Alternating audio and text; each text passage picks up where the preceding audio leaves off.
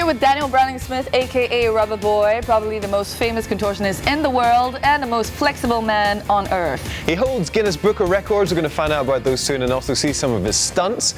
But first, welcome, Daniel. Thank you very much. Welcome to Singapore. So how do you first discover your talent? I was 4 years old. I jumped off my bunk bed and I landed in a split. I went and showed my father and he was like, wow, most people can't do that. Yeah, most people will get hernia. Yeah, so he went to the library and got pictures of Contortionist and showed them to me, and I've been trying it ever since. I started street performing when I was about 13 and joined a circus when I was 18. A traveling circus. A traveling circus. I really ran away and joined the circus. What is it like to live a life of a circus? Everyone in a circus, they all are a little weird. They all have like some little freaky thing. The bearded woman. I traveled with a bearded woman. I traveled with a 700-pound fat man, an 80-year-old fire-breathing midget. It was pretty hard work. It was pretty grueling, and like I said earlier, everyone was such a weirdo. The weirdest one was the bearded woman. Definitely the bearded woman. She's a woman with a beard. She's just a little weird. Rubberboy sounds like a comic superhero of sorts. Do you consider yourself like a superhero? Yes. Here's the Rubberboy comic book right here. Are you serious? Yes. Oh my God. And see, this is where how I got started. Jumping off the bunk bed, landing in a split. My dad going to the library, showing me pictures of contortionists, and then I joined a circus right here, and then went to circus school. Then I joined a sideshow, traveled all over the world, and then eventually I got the Guinness World Record for the world's most flexible man, and now I do acting and hosting and stuff. Well, okay lah, no need interview already. We got all the answers we need. Yeah, interview's over. Rubberboy, did you ever think that there was something wrong with your body when you were growing up? No, I just thought everybody else was different. Okay. I was like, oh, you can't do this? And yeah, because I've been doing it since I was a little kid, so I didn't really notice that it was weird until I was about 13 or 14, and that's when I started taking advantage of it. I think I used to sit funny at school. I'd always sit like I'd fold my legs up like this and sit in my chair like that, and I just didn't know it was weird or anything. And then one kid one day was like, I'll give you a piece of candy if you do that again. I was like, really? And I loved candy. That was like the whole beginning of my career. When did you get your big break in your career? When I wrote the Guinness Book of World Records. And I was attempting to get the Guinness record for the world's most flexible man. But it took me 7 years to get that record, and I got more records on the way to getting that. The first record I got was getting into a lock straight jacket, and then I got a fastest time tennis racket, smallest toilet seat, then I got in a box with 2 other female contortionists. That sounds good. And it was cool. Yeah, I'm down with that.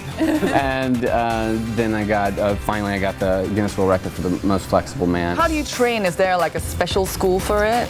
I went to circus school when I was about 20, and I had a Chinese man from Nanjing teach me how to basically use my muscles in certain patterns, like when you dislocate your arm. I cannot see this. Oh, you're gonna have to though. I can't. So when you dislocate your arm, you don't have a muscle that actually does it, so you have to use your muscles in a combination. So he taught me the proper way to use my body without hurting it. So watch as my armpit actually ends up on my back. This causes me no pain or discomfort whatsoever. Did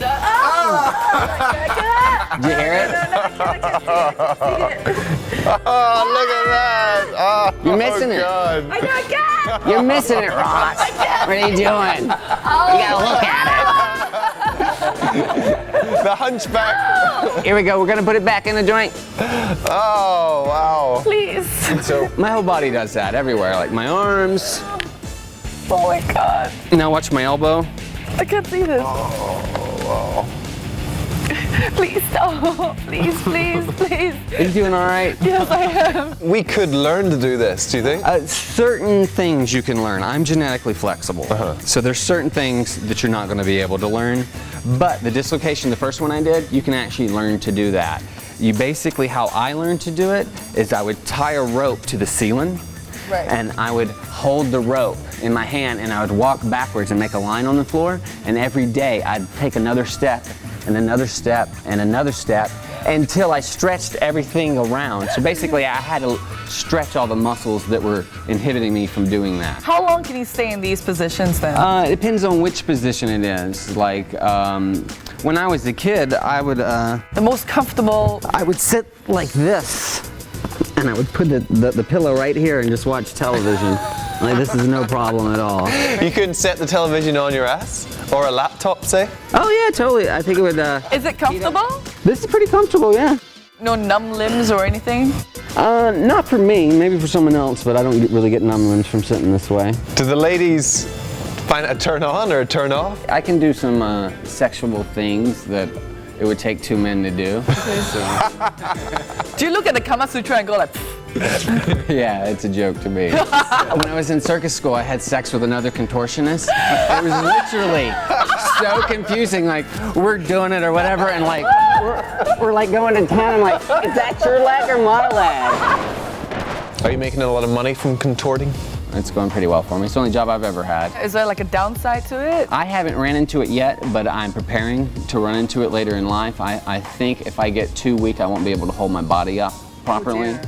Because you guys have ligaments and muscles holding you together. You don't have ligaments? I do, but mine aren't the same as yours. But is it something that you will eventually get to, for sure? I have no idea. Every time I go to the doctors, since I'm such an abnormal contortionist, when it even comes to the world of contortionists, doctors have no idea what I'm going to be or what it's going to be like when I'm older. Whenever people watch your show, is there any position which they're totally amazed by, but which is actually not too bad? You know, when I stand on one leg and I hold my leg behind my head, and it doesn't really hurt me at all, and it's pretty easy, and everyone freaks out about that.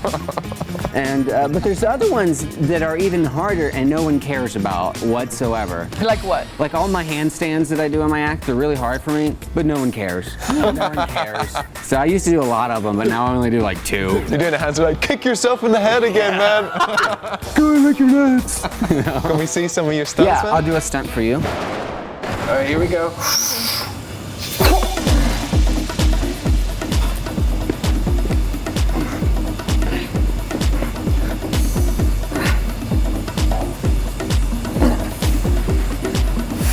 Now I'm gonna relocate my arm.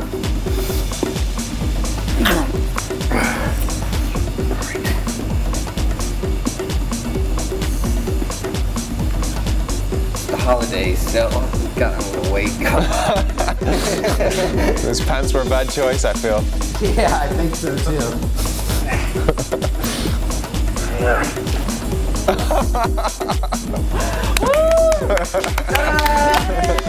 This is the sideways.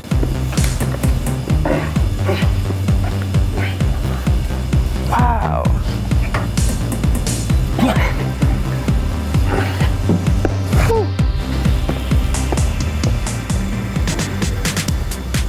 Yeah. This part's nuts. That was awesome. Thanks so much for talking to us. Thank you. man. All right. Thanks so much. You guys have fun. I've been amazing. Cool, cool, cool. Well, catch more episodes on Clicknetwork.tv. Or you can hear us on radio 987 FM between 4 and 8 p.m. on Mondays to Fridays. Jeans too tight, lah.